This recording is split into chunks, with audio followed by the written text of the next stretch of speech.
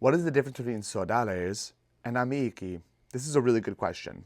The English word friend captures a lot of different notions. Latin has more specific terms for different types of friendships. Let's talk about them. At the very bottom of familiarity would probably be the word socius, which comes from the Latin word sequor, to follow.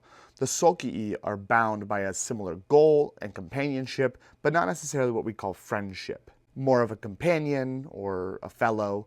You might use this word for a colleague describing a job. After that would be a sodales. Sodales, from the same root as consuetudo, interestingly, is someone that you have comfortable, pleasurable, sociable friendship with. They're not super close friends, but they're people you talk with and have general vocal dialogue with.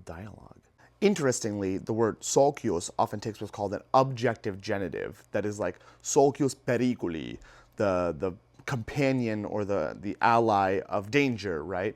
It sort of defines what the association between the two of you are. Notice association being a word from socius. And sodales tends to take a subjective genitive, like sodales noster, sodales meus, so on and so forth.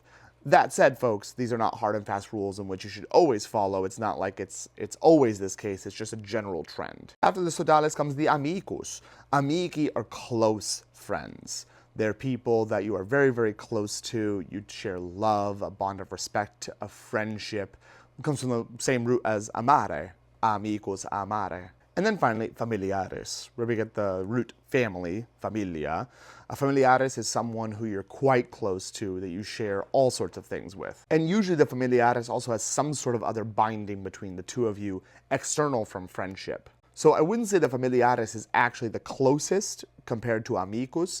They're sort of interchange, like the closeness can be interchangeable depending on who it is. And there's other words in Latin that might somehow have a friendship type sort of translation in English, like even particeps or consors, necessarios, intimus, so on and so forth. There's really a lot of different words for it.